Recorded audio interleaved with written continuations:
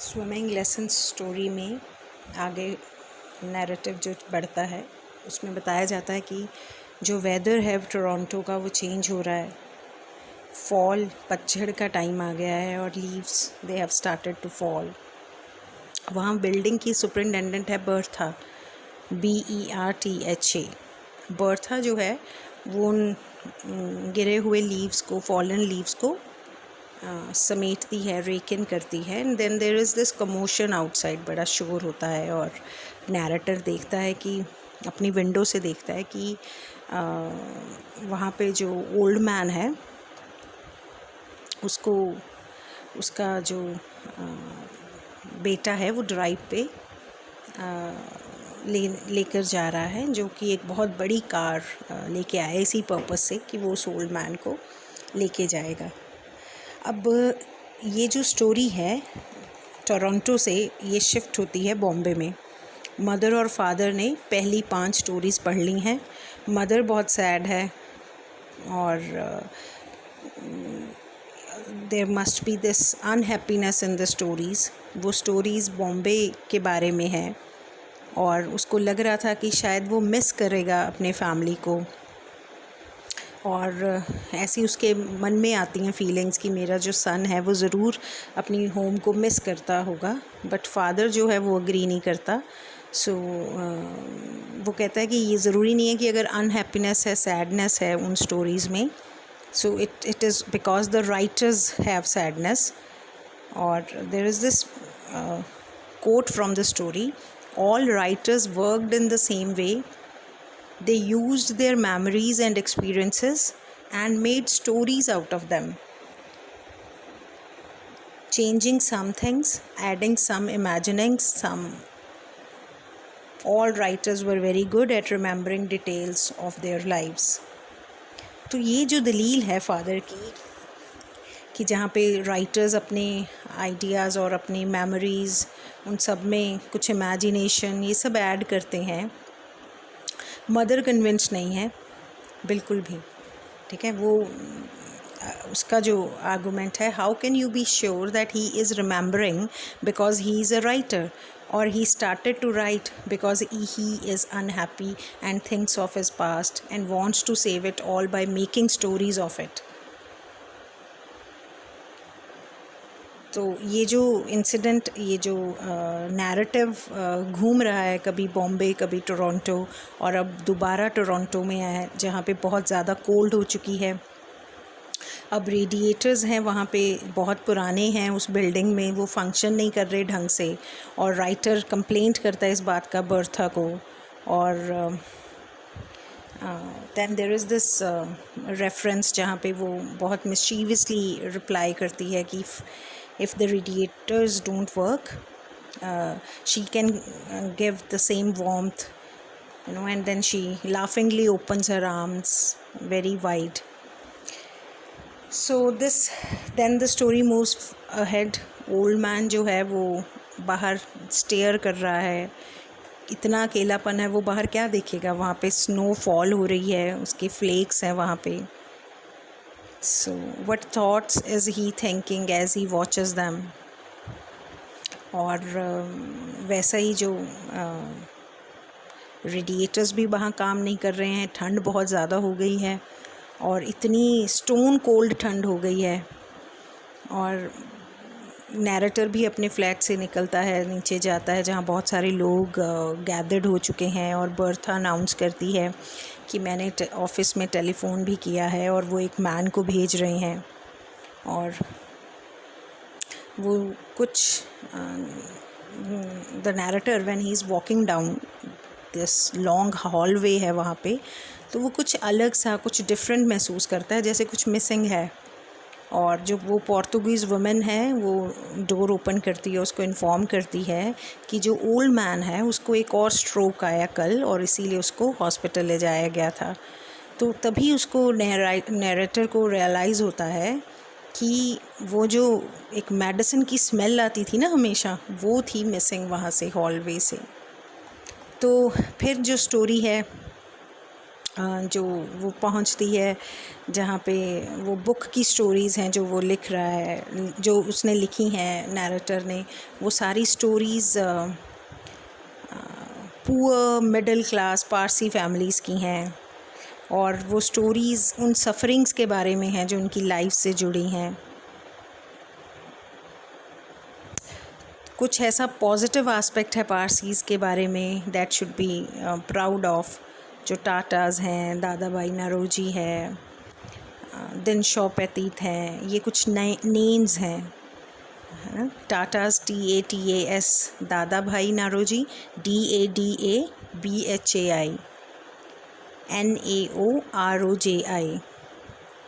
Another name is Sir Din Shaw Petit, DINSHAWPETIT. So what would people reading these stories think? Those who did not know about Parsis, that the whole community was full of cranky, bigoted people जो बहुत rigid होते हैं ना, ये उनकी धारणा है. In reality, it was the richest, most advanced and philanthropic community in India. Philanthropic क्या होता है?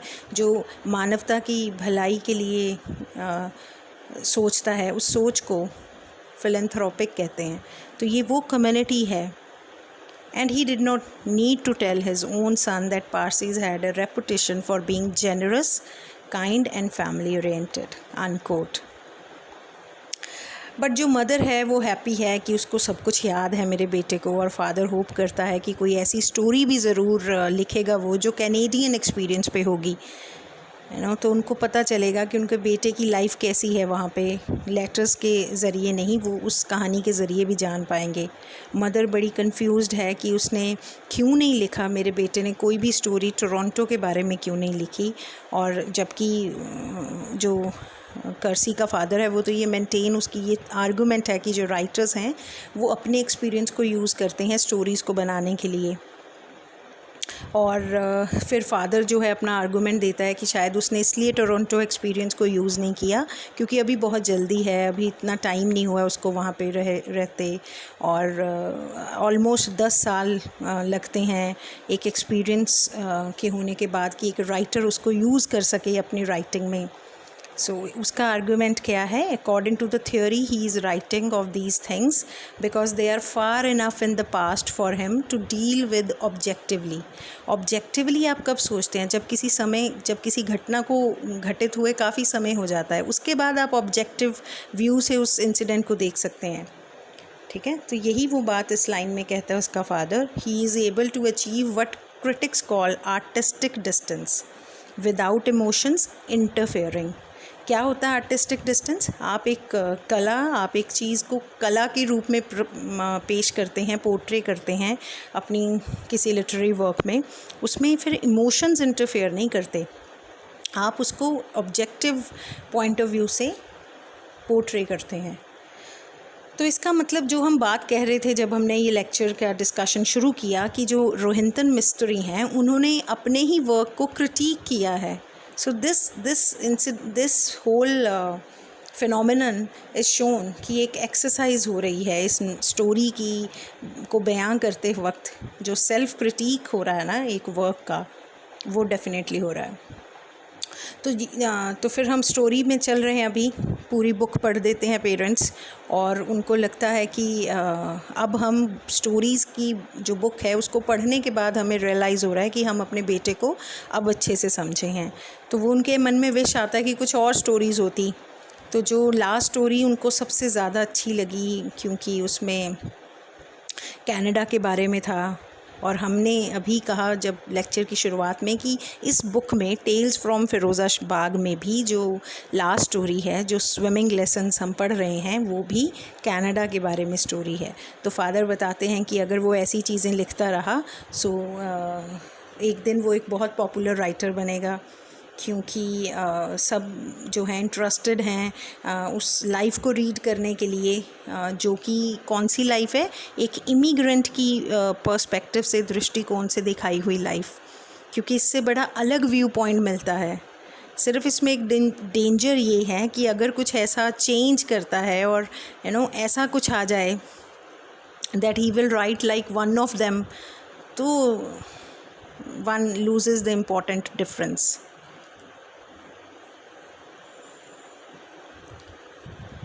तो हमने देखा जो स्टोरी है वो कैसे मूव कर रही है, फिर टोरंटो में मूव करती है, विंटर आ चुकी हैं और लंबी ड्रैग होती हैं, और वो जो मेडिसिनल स्मेल नैरेटर मिस कर रहा था वो दोबारा हॉल में आनी शुरू हो जाती है, और फिर नैरेटर होप करता है उस ओल्ड मैन को दोबारा से मिलने का। अब इतनी बार वो ओल्ड मैन से बात कर चुका है नैरेटर, बट उसको उसका नाम ही नहीं पता होता, he even doesn't know the name of the old man. तो वो देखता है वहाँ पे जो अपार्टमेंट है, फ्लैट है, उसकी एक डायरेक्टरी है, तो कहता है मैं उसमें ढूंढूंगा, और उसको बड़ा सरप्राइज़ होता है जब उसके नाम से पुकारता है। और so he is preparing to have a bath, और पहली बार वो टब को फिल करता है, सोक होता है उसमें। अभी तक वो कैसे उसका जो वे है of bathing, he takes shower, तो वो पानी में इमर्स होता है नेक तक, बिल्कुल उसको बहुत अच्छा ही फील्स गुड। अब ये बात इतनी डिटेल में कहानी में क्यों है, क्योंकि ये कैनेडियन वे ऑफ बाथिंग है, और एक इम्पल्स आता है उसको ना, जैसे अपने फ़ियर को फ़ाइट करता है। तो वो अपना फ़ियर क्या है, हम सब ने देखा है कि स्विमिंग में वो डरता है पानी से, तो अभी वो क्या करता है, अपना हेड लेके जाता है बिल्कुल inside by holding his breath, और ही डज़ इट अगेन।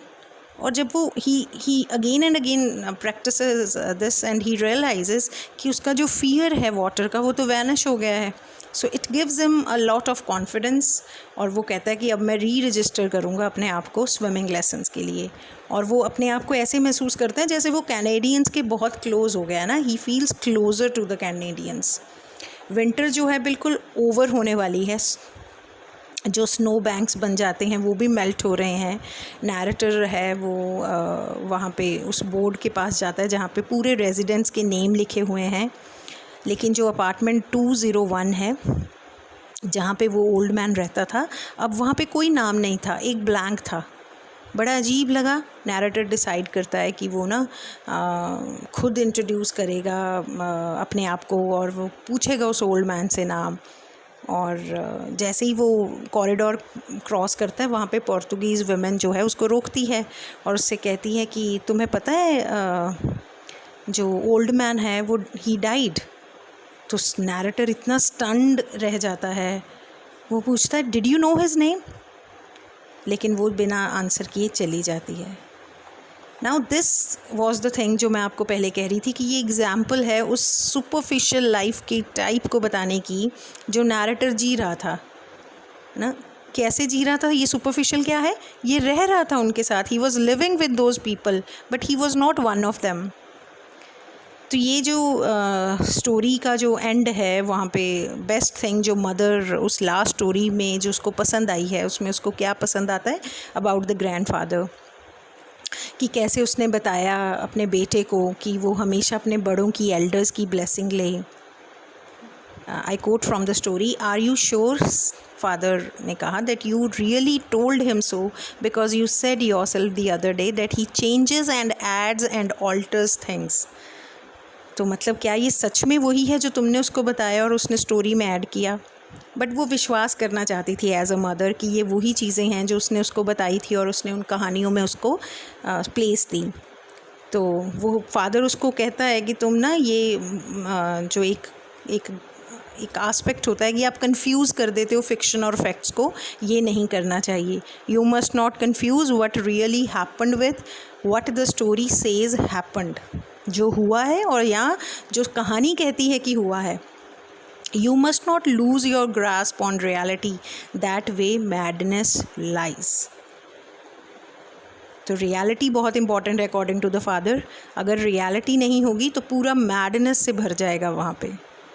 और मदर जो है बिल्कुल सुनना ही बंद कर देती है, क्योंकि वो जो है बताती है कि मैं थियोरीज़ की फॉन्ड ऑफ नहीं हूँ। और वो अपना राइटिंग पैड ओपन करती है और एक चिट्ठी लिखना शुरू करती है अपने बेटे को। और फादर उसको कहता है लिखो, ज़रूर लिखो और उनको बताओ that we are proud of you. So you must tell our son that we are proud of such son. तो ये जो फ्लक्चुएटिंग सेंटिमेंट्स हैं किसके, फादर के, कभी he is proud, sometimes he is critical of his son, ये भी symbolize करते हैं होप्स एंड फियर्स को जो near and dear once undergo करते हैं उनके लिए, जो उनको छोड़ जाते हैं और बाहर फॉरेन कंट्रीज़ में जाकर सेटल हो जाते हैं.